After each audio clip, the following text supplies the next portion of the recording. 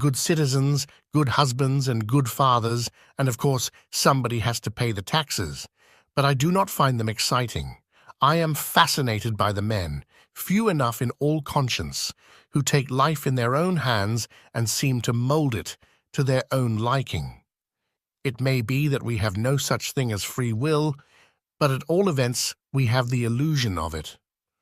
At a crossroad, it does seem to us that we might go either to the right or to the left, and the choice once made, it is difficult to see that the whole course of the world's history obliged us to take the turning we did. I never met a more interesting man than Mayhew. He was a lawyer in Detroit. He was an able and a successful one. By the time he was 35, he had a large and a lucrative practice. He had amassed a competence, and he stood on the threshold of a distinguished career. He had an acute brain, an attractive personality, and uprightness. There was no reason why he should not become, financially or politically, a power in the land. One evening he was sitting in his club with a group of friends, and they were perhaps a little the worse, or the better, for liquor.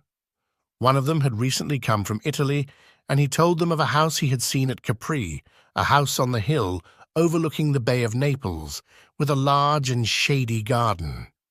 He described to them the beauty of the most beautiful island in the Mediterranean. "It sounds fine," said Mayhew. "Is that house for sale?" "Everything is for sale in Italy." "Let's send him a cable and make an offer for it."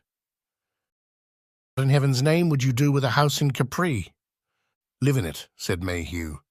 He sent for a cable form, wrote it out, and dispatched it. In a few hours the reply came back. The offer was accepted. Mayhew was no hypocrite, and he made no secret of the fact that he would never have done so wild a thing if he had been sober, but when he was, he did not regret it. He was neither an impulsive nor an emotional man, but a very honest and sincere one. He would never have continued from bravado in a course that he had come to the conclusion was unwise. He made up his mind to do exactly as he had said. He did not care for wealth, and he had enough money on which to live in Italy. He thought he could do more with life than spend it on composing the trivial quarrels of unimportant people. He had no definite plan. He merely wanted to get away from a life that had given him all it had to offer. I suppose his friends thought him crazy. Some must have done all they could to dissuade him. He arranged his affairs, packed up his furniture, and started. Capri is a gaunt rock of austere outline, bathed in a deep blue sea, but its vineyards, green and smiling, give it a soft and easy grace. It is friendly, remote, and debonair. I find it strange that Mayhew should have settled on this lovely island, for I never knew a man more insensible to beauty. I do not know what he sought there, happiness, freedom, or merely leisure. I know what he found. In this place, which appeals so extravagantly to the senses, he lived a life entirely of the spirit. For the island is rich with historic associations, and over it broods always the enigmatic memory of Tiberius the Emperor. From his windows, which overlooked the Bay of Naples, with the noble shape of Vesuvius changing color with the changing light, Mayhew saw 100 places that recalled the Romans and the Greeks. The past began to haunt him. All that he saw for the first time, for he had never been abroad before, excited his fancy, and in his soul stirred the creative imagination. He was a man of energy. Presently he made up his mind to write a history. For some time he looked about for a subject, and at last decided on the 2nd century of the Roman Empire. It was little known, and it seemed to him to offer problems analogous with those of our own day. He began to collect books, and soon he had an immense library. His legal training had taught him to read quickly. He settled down to work. At first he had been accustomed to foregather in the evening with the painters, writers, and such like who met in the little tavern near the piazza, but presently he withdrew himself, for his absorption in his studies became more pressing. He had been accustomed to bathe in that bland sea and to take long walks among the pleasant vineyards. But little by little, grudging the time, he ceased to do so. He worked harder than he had ever worked in Detroit. He would start at noon and work all through the night, till the whistle of the steamer that goes every morning from Capri to Naples told him that it was 5 o'clock and time to go to bed. His subject opened out before him, vaster and more significant, and he imagined a work that would put him forever beside the great historians of the past. As the years went by, he was to be found seldom in the ways of men. He could be tempted to come out of his house only by a game of chess or the chance of an argument. He loved to set his brain against another's. He was widely read now, not only in history, but in philosophy and science, and he was a skillful controversialist, quick, logical, and incisive. But he had good humor and kindliness. Though he took a very human pleasure in victory, he did not exult in it to your mortification. When first he came to the island, he was a big, brawny fellow with thick black hair and a black beard, of a powerful physique. But gradually his skin became pale and waxy. He grew thin and frail. It was an odd contradiction in the most logical of men that, though a convinced and impetuous materialist, he despised the body. He looked upon it as a vile instrument which he could force to do the spirit's bidding. Neither illness nor lassitude prevented him from going on with his work. For 14 years he toiled unremittingly. He made thousands and thousands of notes. He sorted and classified them. He had his subject at his finger ends, and at last was ready to begin. He sat down to write. He died. The body that he, the materialist, had treated so contumeliously took its revenge on him. That vast accumulation of knowledge is lost forever. Vain was that ambition, surely not an ignoble one, to set his name beside those of Gibbon and Mommsen. His memory is treasured in the hearts of a few friends, fewer, alas. As the years pass on, and to the world he is unknown in death as he was in life, and yet to me his life was a success. The pattern is good and complete. He did what he wanted, and he died when his goal was in sight and never knew the bitterness of an end achieved. The Lotus Eater. Most people, the vast majority in fact, lead the lives that circumstances have thrust upon them, and though some repine, looking upon themselves as round pegs in square holes, and think that if things had been different, they might have made a much better showing, the greater part accept their lot, if not with serenity, at all events with resignation. They are like tramcars travelling forever on the self-same rails. They go backwards and forwards, inevitably, till they can go no longer, and then are sold as scrap iron. It is not often that you find a man who has boldly taken the course of his life into his own hands. When you do, it is worthwhile having a good look at him. That was why I was curious to meet Thomas Wilson. It was an interesting and a bold thing he had done. Of course, the end was not yet, and until the experiment was concluded, it was impossible to call it successful. But from what I had heard, it seemed he must be an odd sort of fellow, and I thought I should like to know him. I had been told he was reserved, but I had a notion that with patience and tact, I could persuade him to confide in me. I wanted to hear the facts from his own lips. People exaggerate, they love to romanticize, and I was quite prepared to discover that his story was not nearly so singular as I had been led to believe. And this impression was confirmed when at last I made his acquaintance. It was on the piazza in Capri, where I was spending the month of August at a friend's villa, and a little before sunset, when most of the inhabitants, native and foreign, gather together to chat with their friends in the cool of the evening. There is a terrace that overlooks the Bay of Naples, and when the sun sinks slowly into the sea, the island of Ischia is silhouetted against a blaze of splendor. It is one of the most lovely sights in the world. I was standing there with my friend and host watching it when suddenly he said, "Look, there's Wilson." "Where?"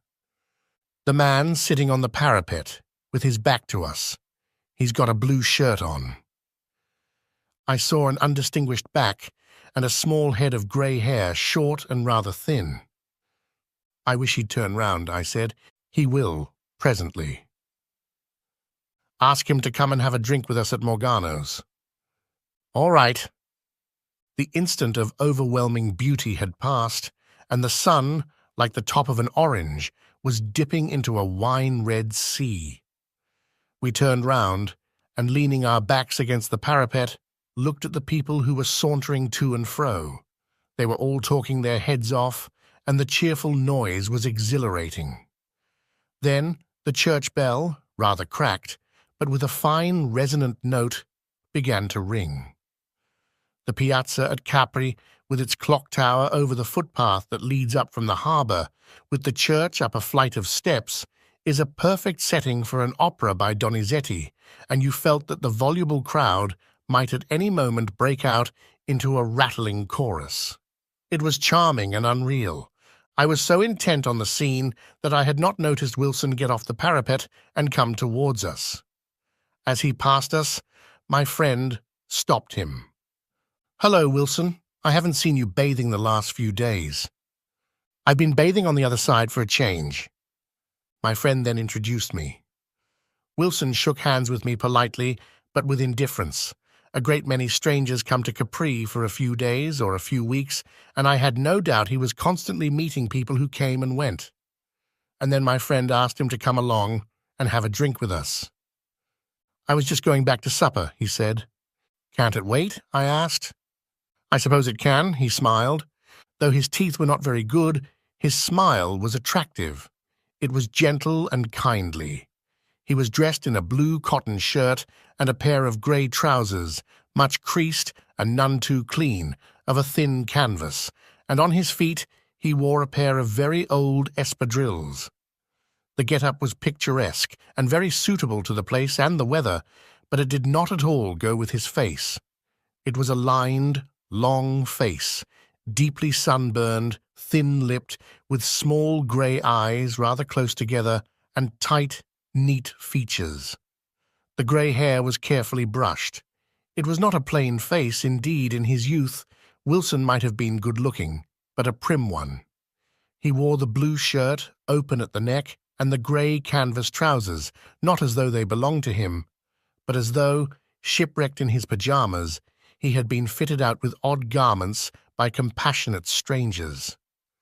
Notwithstanding this careless attire, he looked like the manager of a branch office in an insurance company, who should by rights be wearing a black coat with pepper and salt trousers, a white collar, and an unobjectionable tie. I could very well see myself going to him to claim the insurance money when I had lost a watch, and being rather disconcerted while I answered the questions he put to me by his obvious impression, for all his politeness, that people who made such claims were either fools or knaves. Moving off, we strolled across the piazza and down the street till we came to Morgano's. We sat in the garden. Around us, people were talking in Russian, German, Italian, and English. We ordered drinks. Donna Lucia, the host's wife, waddled up and in her low, sweet voice passed the time of day with us. Though middle-aged now and portly, she had still traces of the wonderful beauty that 30 years before had driven artists to paint so many bad portraits of her.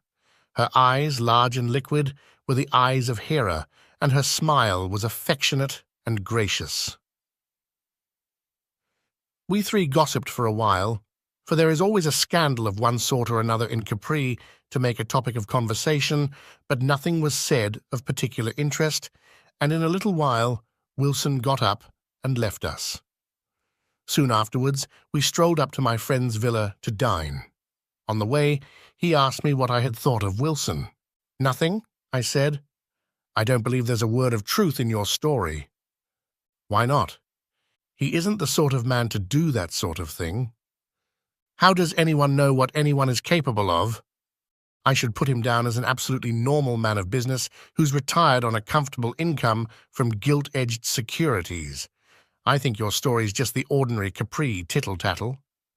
Have it your own way, said my friend. We were in the habit of bathing at a beach called the Baths of Tiberias. We took a fly down the road to a certain point, and then wandered through lemon groves and vineyards, noisy with cicadas and heavy with the hot smell of the sun, till we came to the top of the cliff down which a steep, winding path led to the sea.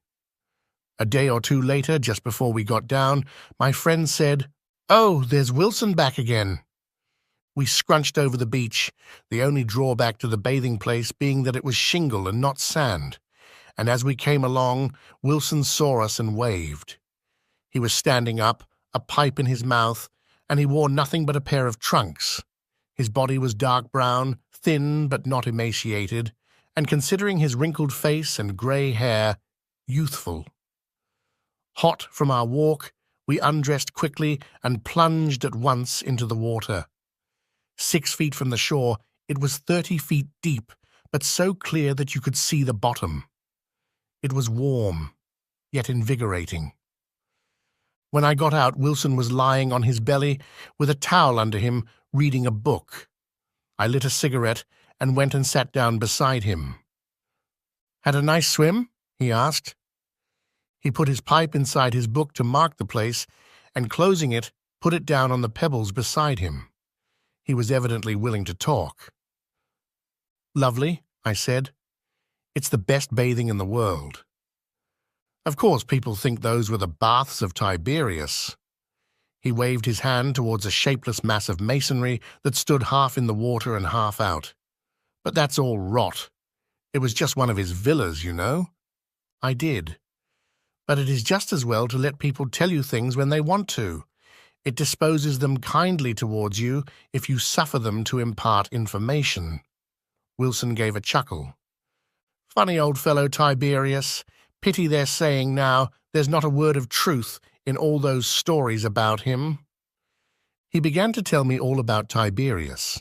Well, I had read my Suetonius too, and I had read histories of the early Roman Empire, so there was nothing very new to me in what he said.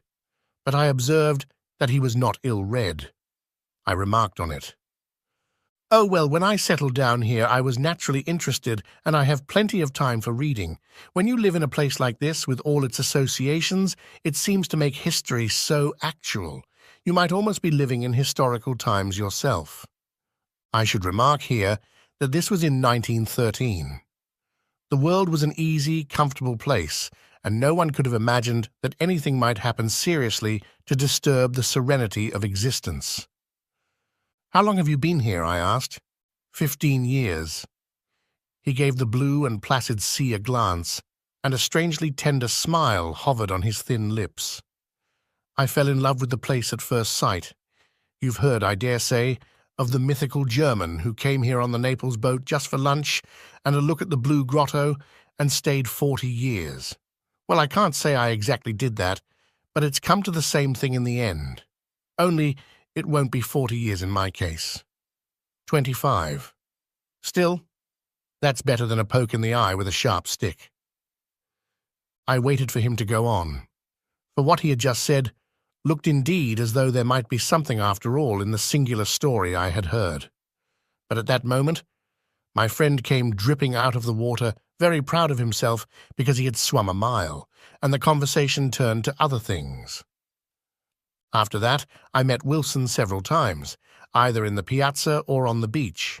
He was amiable and polite. He was always pleased to have a talk, and I found out that he not only knew every inch of the island, but also the adjacent mainland. He had read a great deal on all sorts of subjects, but his speciality was the history of Rome, and on this he was very well informed. He seemed to have little imagination and to be of no more than average intelligence. He laughed a good deal, but with restraint, and his sense of humor was tickled by simple jokes. A commonplace man. I did not forget the odd remark he had made during the first short chat we had had by ourselves, but he never so much as approached the topic again. One day, on our return from the beach, Dismissing the cab at the piazza, my friend and I told the driver to be ready to take us up to Anacapri at 5. We were going to climb Monte Solaro, dine at a tavern we favoured, and walk down in the moonlight. For it was full moon, and the views by night were lovely. Wilson was standing by while we gave the cabman instructions, for we had given him a lift to save him the hot, dusty walk, and more from politeness than for any other reason I asked him if he would care to join us. "It's my party," I said. "I'll come with pleasure," he answered. But when the time came to set out, my friend was not feeling well. He thought he had stayed too long in the water and would not face the long and tiring walk. So I went alone with Wilson. We climbed the mountain, admired the spacious view, and got back to the inn as night was falling, hot, hungry, and thirsty. We had ordered our dinner beforehand. The food was good, for Antonio was an excellent cook, and the wine came from his own vineyard. It was so light that you felt you could drink it like water, and we finished the first bottle with our macaroni. By the time we had finished the second, we felt that there was nothing much wrong with life. We sat in a little garden under a great vine laden with grapes. The air was exquisitely soft. The night was still, and we were alone. The maid brought us Belpays cheese and a plate of figs. I ordered coffee and strega, which is the best liqueur they make in Italy. Wilson would not have a cigar, but lit his pipe. "We've got plenty of time before we need start," he said. "The moon won't be over the hill for another hour." "Moon or no moon," I said briskly. "Of course we've got plenty of time. That's one of the delights of Capri, that there's never any hurry." "Leisure," he said, "if people only knew. It's the most priceless thing a man can have, and they're such fools they don't even know it's something to aim at. Work? They work for work's sake. They haven't got the brains to realize that the only object of work is to obtain leisure. Wine has the effect on some people of making them indulge in general reflections." These remarks were true, but no one could have claimed that they were original. I did not say anything, but struck a match to light my cigar. "It was full moon the first time I came to Capri," he went on reflectively. "It might be the same moon as tonight." "It was, you know," I smiled. He grinned. The only light in the garden was what came from an oil lamp that hung over our heads. It had been scanty to eat by, but it was good now for confidences. "I didn't mean that. I mean, it might be yesterday. 15 years it is, and when I look back it seems like a month. I'd never been to Italy before. I came for my summer holiday. I went to Naples by boat from Marseille, and I had a look round Pompeii, you know, and Paestum and one or two places like that. Then I came here for a week. I liked the look of the place right away, from the sea, I mean, as I watched it come closer and closer. And then, when we got into the little boats from the steamer and landed at the quay, with all that crowd of jabbering people who wanted to take your luggage, and the hotel touts, and the tumble-down houses on the marina, and the walk up to the hotel, and dining on the terrace, well, it just got me. That's the truth. I didn't know if I was standing on my head or my heels. I'd never drunk Capri wine before, but I'd heard of it. I think I must have got a bit tight. I sat on that terrace after they'd all gone to bed and watched the moon over the sea, and there was Vesuvius with a great red plume of smoke rising up from it. Of course I know now that wine I drank was ink, Capri wine my eye. But I thought it all right then. But it wasn't the wine that made me drunk. It was the shape of the island and those jabbering people, the moon and the sea and the oleander in the hotel garden. I'd never seen an oleander before. It was a long speech, and it had made him thirsty. He took up his glass, but it was empty. I asked him if he would have another Stregna. "It's sickly stuff. Let's have a bottle of wine. That's sound, that is, pure juice of the grape, and can't hurt anyone." I ordered more wine, and when it came, filled the glasses. He took a long drink, and after a sigh of pleasure, went on. Next day I found my way to the bathing place we go to. Not bad bathing, I thought. Then I wandered about the island. As luck would have it, there was a festa up at the Punta di Timberio, and I ran straight into the middle of it. An image of the Virgin and priests, acolytes, swinging censers, and a whole crowd of jolly, laughing, excited people, a lot of them all dressed up. I ran across an Englishman there and asked him what it was all about. "Oh, it's the Feast of the Assumption," he said. "At least that's what the Catholic Church says it is, but that's just their hanky-panky. It's the festival of Venus. Pagan, you know. Aphrodite rising from the sea and all that." It gave me quite a funny feeling to hear him.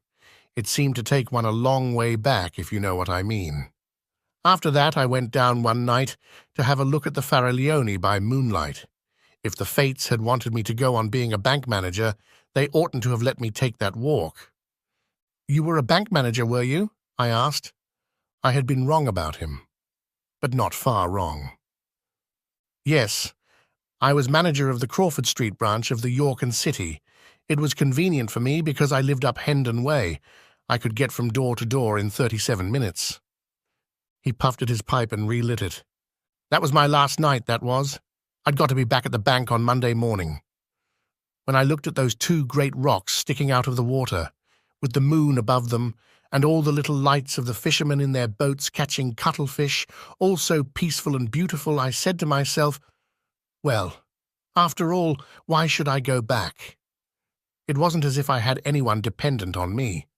My wife had died of bronchial pneumonia 4 years before, and the kid went to live with her grandmother, my wife's mother. She was an old fool. She didn't look after the kid properly and she got blood poisoning. They amputated her leg, but they couldn't save her, and she died, poor little thing."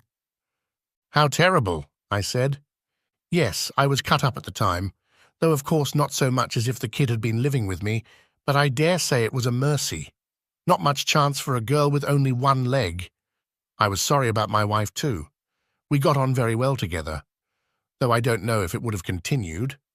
She was the sort of woman who was always bothering about what other people'd think. She didn't like travelling. Eastbourne was her idea of a holiday. Do you know, I'd never crossed the Channel till after her death. But I suppose you've got other relations, haven't you?" "None. I was an only child. My father had a brother, but he went to Australia before I was born. I don't think anyone could easily be more alone in the world than I am. There wasn't any reason I could see why I shouldn't do exactly what I wanted. I was 34 at that time. He had told me he had been on the island for 15 years. That would make him 49, just about the age I should have given him.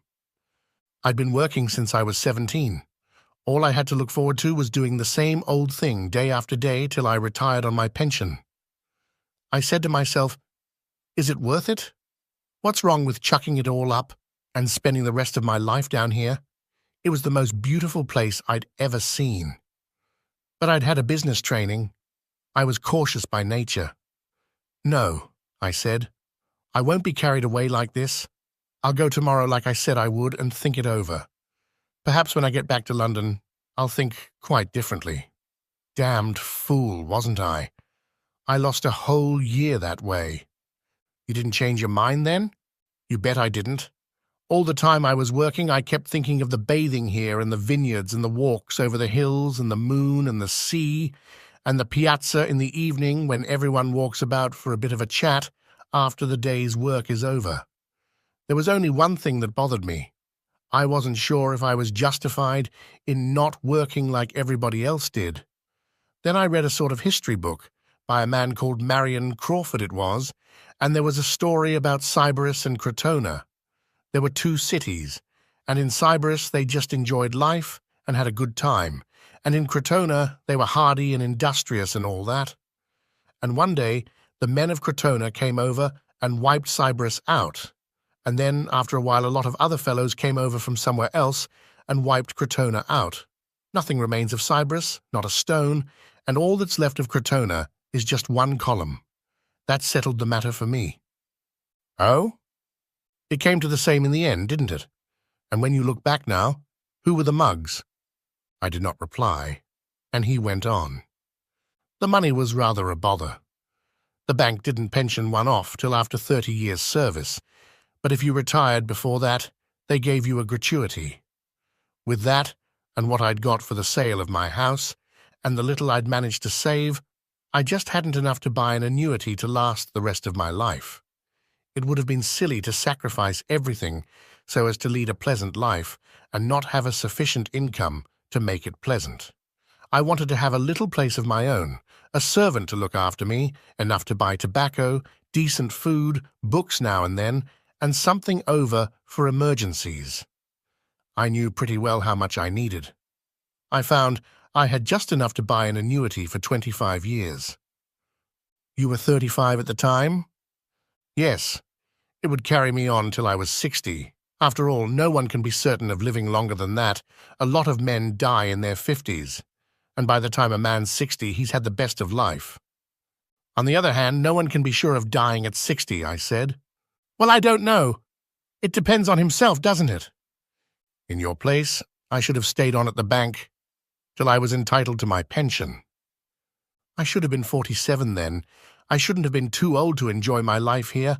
I'm older than that now, and I enjoy it as much as I ever did, but I should have been too old to experience the particular pleasure of a young man.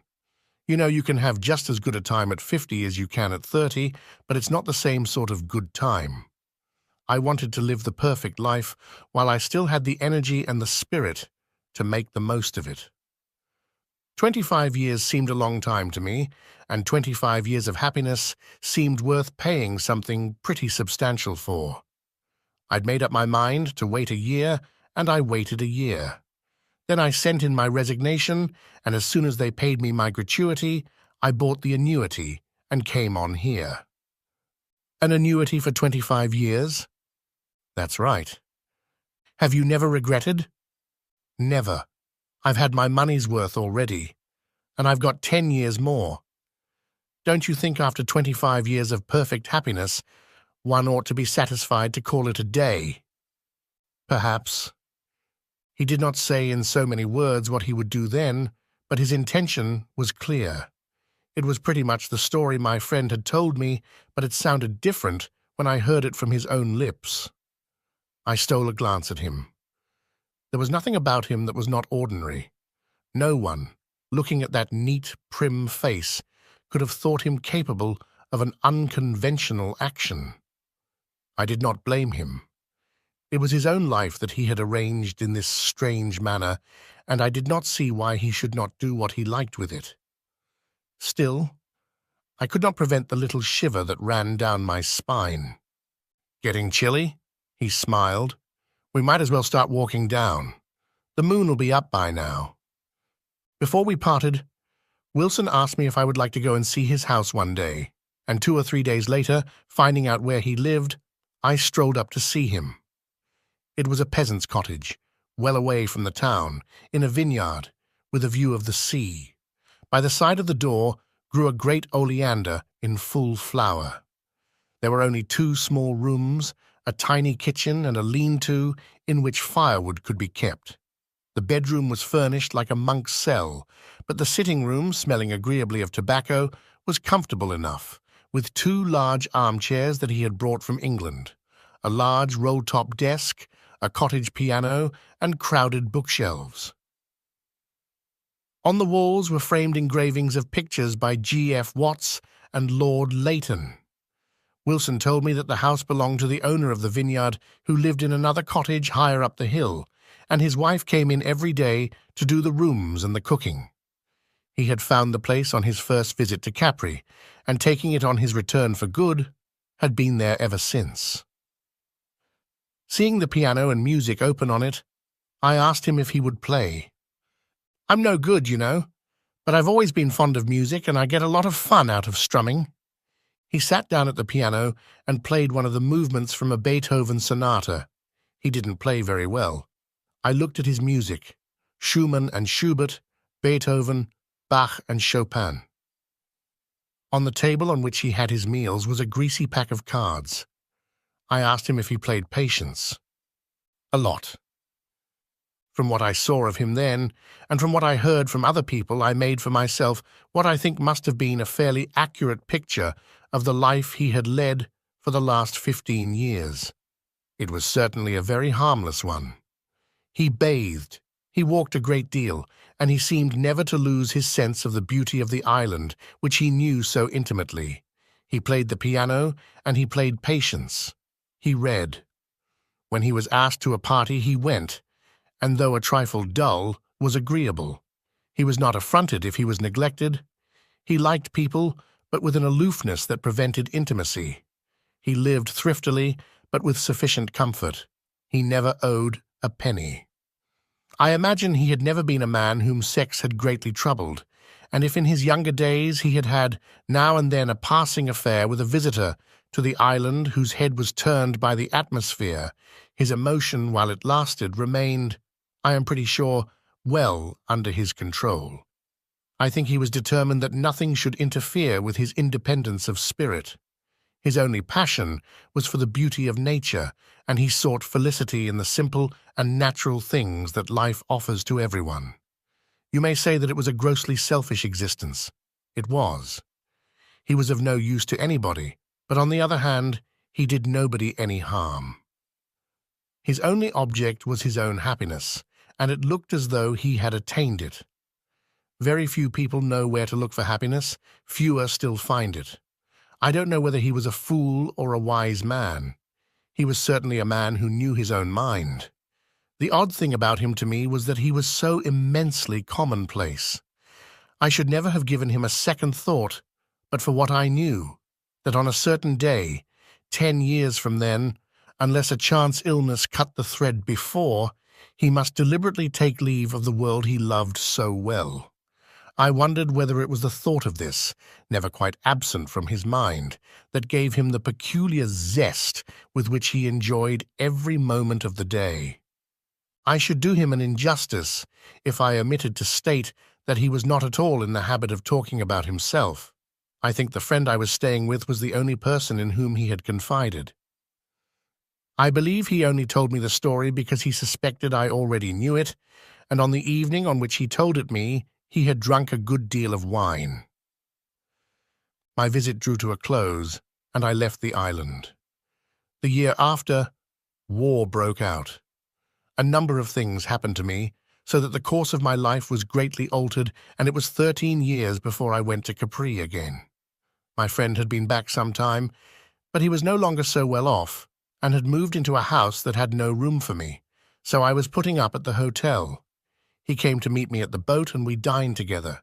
During dinner I asked him where exactly his house was. "You know it," he answered. "It's the little place Wilson had. I've built on a room and made it quite nice." With so many other things to occupy my mind, I had not given Wilson a thought for years. But now, with a little shock, I remembered. The 10 years he had before him when I made his acquaintance must have elapsed long ago. Did he commit suicide as he said he would? It's rather a grim story. Wilson's plan was all right. There was only one flaw in it, and this, I suppose, he could not have foreseen. It had never occurred to him that after 25 years of complete happiness in this quiet backwater, with nothing in the world to disturb his serenity, his character would gradually lose its strength. The will needs obstacles in order to exercise its power. When it is never thwarted, when no effort is needed to achieve one's desires, because one has placed one's desires only in the things that can be obtained by stretching out one's hand, the will grows impotent. If you walk on a level all the time, the muscles you need to climb a mountain will atrophy. These observations are trite, but there they are. When Wilson's annuity expired, he had no longer the resolution to make the end, which was the price he had agreed to pay for that long period of happy tranquility. I do not think, as far as I could gather, both from what my friend told me and afterwards from others, that he wanted courage. It was just that he couldn't make up his mind. He put it off from day to day. He had lived on the island for so long, and had always settled his accounts so punctually that it was easy for him to get credit. Never having borrowed money before, he found a number of people who were willing to lend him small sums when now he asked for them. He had paid his rent regularly for so many years that his landlord, whose wife Assunta still acted as his servant, was content to let things slide for several months. Everyone believed him when he said that a relative had died and that he was temporarily embarrassed because, owing to legal formalities, he could not for some time get the money that was due to him. He managed to hang on after this fashion for something over a year. Then he could get no more credit from the local tradesmen, and there was no one to lend him any more money. His landlord gave him notice to leave the house unless he paid up the arrears of rent before a certain date. The day before this, he went into his tiny bedroom, closed the door and the window, drew the curtain, and lit a brazier of charcoal. Next morning, when Assunta came to make his breakfast, she found him insensible, but still alive. The room was draughty, and though he had done this and that to keep out the fresh air, he had not done it very thoroughly. It almost looked as though at the last moment, and desperate though his situation was, he had suffered from a certain infirmity of purpose. Wilson was taken to the hospital, and though very ill for some time, he at last recovered. But as a result, either of the charcoal poisoning or of the shock, he was no longer in complete possession of his faculties. He was not insane, at all events not insane enough to be put in an asylum, but he was quite obviously no longer in his right mind. "I went to see him," said my friend. "I tried to get him to talk, but he kept looking at me in a funny sort of way, as though he couldn't quite make out where he'd seen me before. He looked rather awful lying there in bed with a week's growth of grey beard on his chin, but except for that funny look in his eyes, he seemed quite normal." "What funny look in his eyes?" "I don't know exactly how to describe it." Puzzled. "It's an absurd comparison, but suppose you threw a stone up into the air and it didn't come down, but just stayed there." "It would be rather bewildering," I smiled. "Well, that's the sort of look he had." It was difficult to know what to do with him. He had no money and no means of getting any. His effects were sold, but for too little to pay what he owed. He was English, and the Italian authorities did not wish to make themselves responsible for him. The British consul in Naples had no funds to deal with the case. He could of course be sent back to England, but no one seemed to know what could be done with him when he got there. Then Assunta, the servant, said that he had been a good master and a good tenant, and as long as he had the money had paid his way, he could sleep in the woodshed in the cottage in which she and her husband lived, and he could share their meals. This was suggested to him. It was difficult to know whether he understood or not. When Assunta came to take him from the hospital, he went with her without remark. He seemed to have no longer a will of his own. She had been keeping him now for 2 years. "It's not very comfortable, you know," said my friend.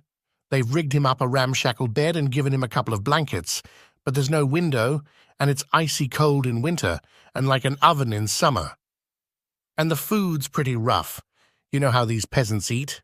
Macaroni on Sundays and meat once in a blue moon."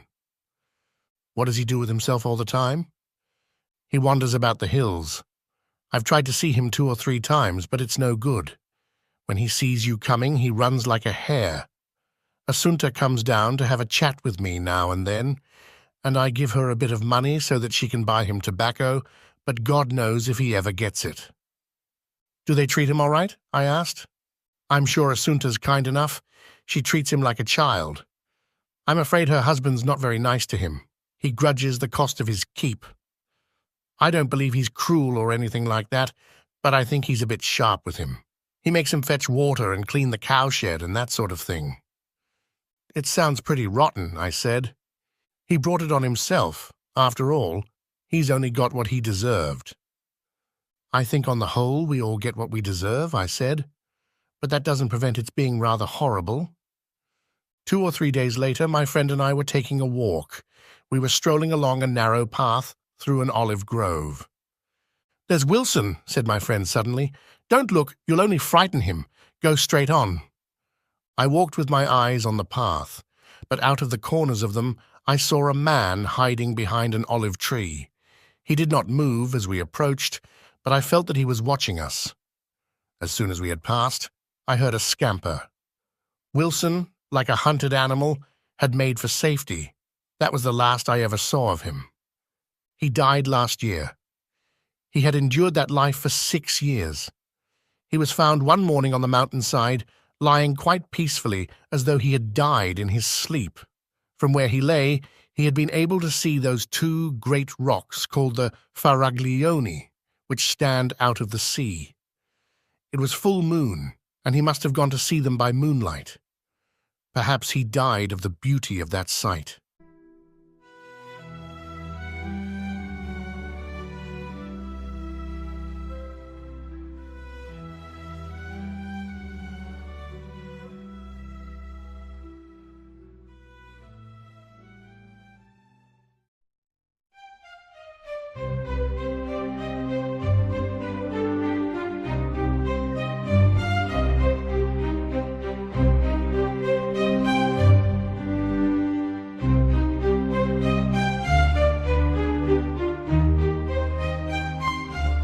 A Bad Example. A short story by Somerset Maugham. 1. James Clinton was a clerk in the important firm of Haynes, Bryan and Company, and he held in it an important position. He was the very essence of respectability, and he earned £156 per annum. James Clinton believed in the Church of England and the Conservative Party, in the greatness of Great Britain, in the need of more ships for the Navy, and in the superiority of city men to other members of the Commonweal.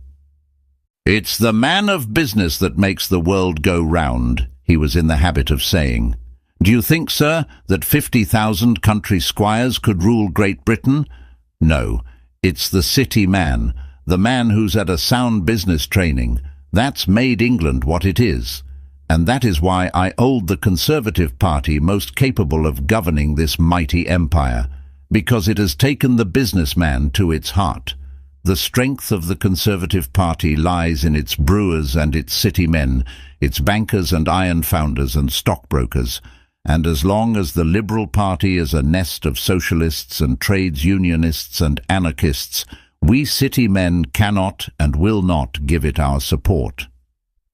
Except for the lamentable conclusion of his career, he would undoubtedly have become an imperialist, and the union of the great Anglo-Saxon races would have found in him the sturdiest of supporters. Mr. Clinton was a little spindly-shanked man, with weak, myopic eyes, protruding fish-like behind his spectacles.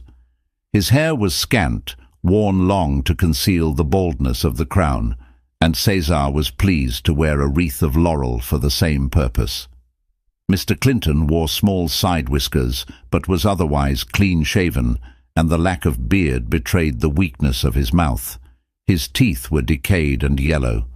He was always dressed in a black tailcoat, shiny at the elbows, and he wore a shabby, narrow black tie with a false diamond stud in his dickey. His grey trousers were baggy at the knees and frayed at the edges. His boots had a masculine and English breadth of toe. His top hat, of antiquated shape, was kept carefully brushed, but always looked as if it were suffering from a recent shower. When he had deserted the frivolous byways in which bachelordom is wont to disport itself for the sober path of the married man, he had begun to carry to and from the city a small black bag to impress upon the world at large his eminent respectability. Mr. Clinton was married to Amy, second daughter of John Rayner, Esquire, of Peckham Rye. 2. Every morning Mr. Clinton left his house in Camberwell in time to catch the 8:55 train for the city. He made his way up Ludgate Hill, walking sideways, with a projection of the left part of his body, a habit he had acquired from constantly slipping past and between people who walked less rapidly than himself. Such persons always annoyed him. If they were not in a hurry, he was, and they had no right to obstruct the way, and it was improper for a city man to loiter in the morning. The luncheon hour was the time for loitering. No one was then in haste. But in the morning and at night on the way back to the station, one ought to walk at the same pace as everybody else. If Mr. Clinton had been head of a firm, he would never have had in his office a man who sauntered in the morning. If a man wanted to loiter, let him go to the West End. There he could lounge about all day. But the city was meant for business, and there wasn't time for West End airs in the city. Mr. Clinton reached his office at 9:45, except when the train, by some mistake, arrived up to time, when he arrived at 9:30 precisely. On these occasions he would sit in his room with the door open, awaiting the coming of the office boy, who used to arrive 2 minutes before Mr. Clinton, and was naturally much annoyed when the punctuality of the train prepared him a reprimand. "Is that you, Dick?" called Mr. Clinton, when he heard a footstep. "Yes, sir," answered the boy, appearing. Mr. Clinton looked up from his nails, which he was paring with a pair of pocket scissors. "What is the meaning of this? You don't call this 9:30, do you?" "Very sorry," said the boy. "It wasn't my fault, sir. Train was late." "It's not the first time I've had to speak to you about this, Dick. You know quite well that the company is always unpunctual. You should come by an earlier train." The office boy looked sulky and did not answer. Mr. Clinton proceeded, "I had to open the office myself. As assistant manager, you know quite well that it is not my duty to open the office. You receive 16 shillings a week to be here at 9:30, and if you don't feel yourself capable of performing the duties for which you was engaged, you should give notice. Don't let it occur again." But usually, on arriving, Mr. Clinton took off his tailcoat and put on a jacket, manufactured from the office paper a pair of false cuffs to keep his own clean, and having examined the nibs in both his pen holders and sharpened his pencil, set to work. From then till 1 o'clock he remained at his desk, solemnly poring over figures, casting accounts, comparing balance sheets, writing letters, occasionally going for some purpose or another into the clerk's office or into the room of one of the partners. At 1 he went to luncheon, taking with him the portion of his Daily Telegraph which he was in the habit of reading during that meal.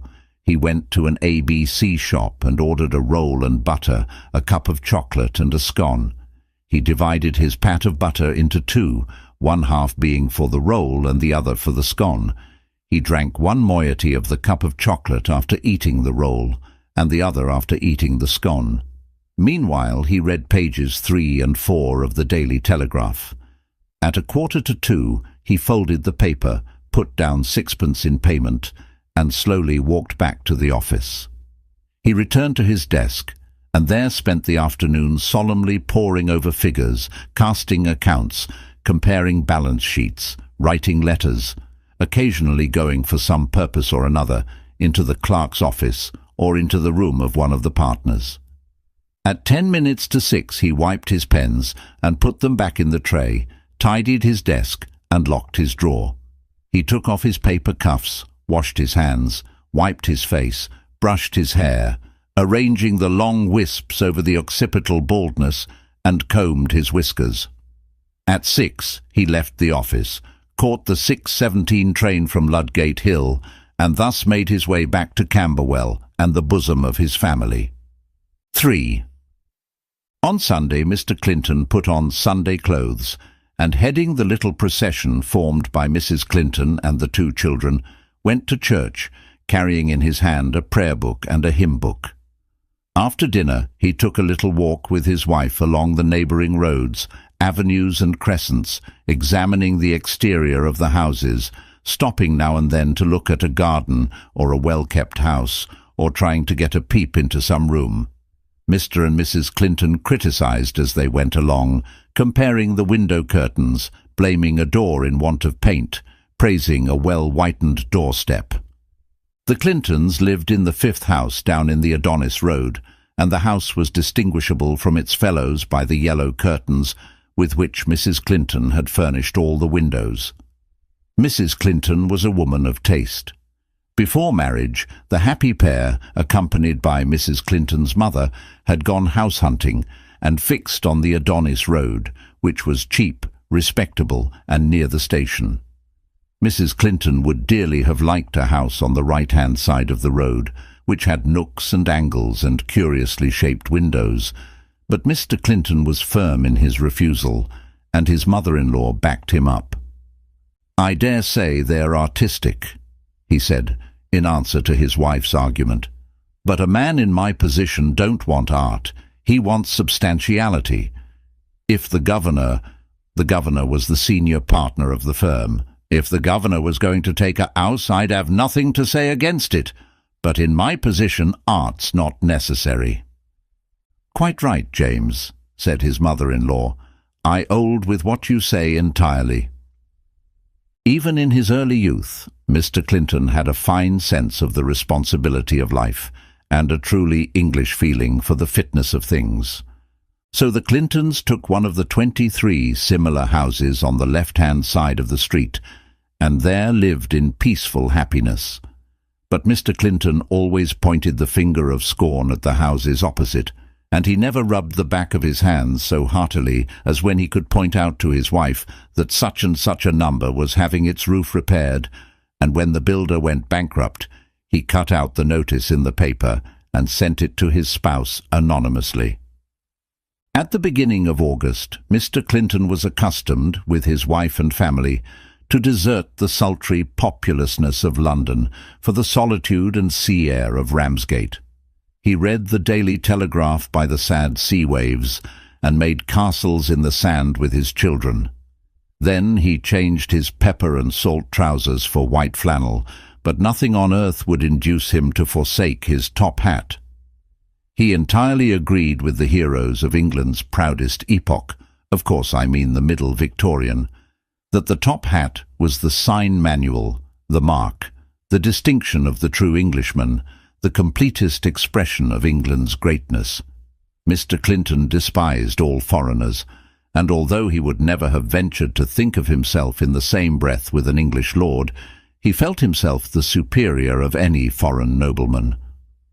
"I dare say they're all right in their way, but with these foreigners you don't feel they're gentlemen.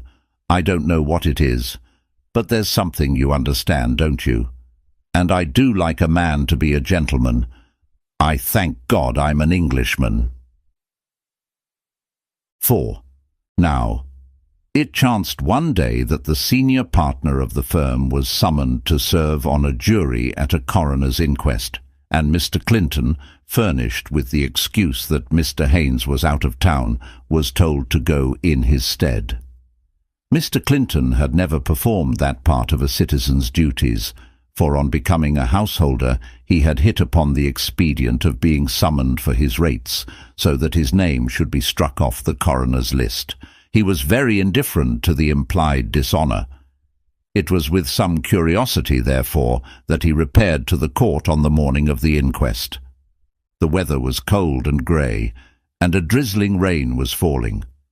Mr. Clinton did not take a bus, since by walking he could put in his pocket the 3d which he meant to charge the firm for his fare. The streets were wet and muddy, and people walked close against the houses to avoid the splash of passing vehicles. Mr. Clinton thought of the jocose solicitor who was in the habit of taking an articled clerk with him on muddy days to walk on the outside of the street and protect his master from the flying mud. The story particularly appealed to Mr. Clinton. That solicitor must have been a fine man of business. As he walked leisurely along under his umbrella, Mr. Clinton looked without envy upon the city men who drove along in hansoms. "Some of us," he said, "are born great. Others achieve greatness. A man like that," he pointed with his mind's finger at a passing alderman, "a man like that can go about in his carriage and nobody can say anything against it. He's worked himself up from the bottom." But when he came down Parliament Street to Westminster Abbey, he felt a different atmosphere, and he was roused to Jeremiac indignation at the sight, in a passing cab, of a gilded youth in an opera hat, with his coat buttoned up to hide his dress clothes. "That's the sort of young feller I can't abide," said Mr. Clinton, "and if I was a member of Parliament I'd stop it. That's what comes of having too much money and nothing to do. If I was a member of the aristocracy, I'd give my sons 5 years in an accountant's office. There's nothing like a sound business training for making a man." He paused in the road and waved his disengaged hand. "Now what should I be if I hadn't had a sound business training?" Mr. Clinton arrived at the mortuary, a gay red and white building which had been newly erected and consecrated by a duke with much festivity and rejoicing. Mr. Clinton was sworn with the other jurymen, and with them repaired to see the bodies on which they were to sit. But Mr. Clinton was squeamish. "I don't like corpses," he said. "I object to them on principle." He was told he must look at them. "Very well," said Mr. Clinton. "You can take a horse to the well, but you can't make him drink." When it came to his turn to look through the pane of glass behind which was the body, he shut his eyes. "I can't say I'm extra gone on corpses," he said, as they walked back to the court. "The smell of them ain't what you might call eau de Cologne." The other jurymen laughed. Mr. Clinton often said witty things like that. "Well, gentlemen," said the coroner, rubbing his hands, "we've only got 3 cases this morning, so I shan't have to keep you long, and they all seem to be quite simple." 5. The first was an old man of 70. He had been a respectable, hard-working man till 2 years before, when a paralytic stroke had rendered one side of him completely powerless.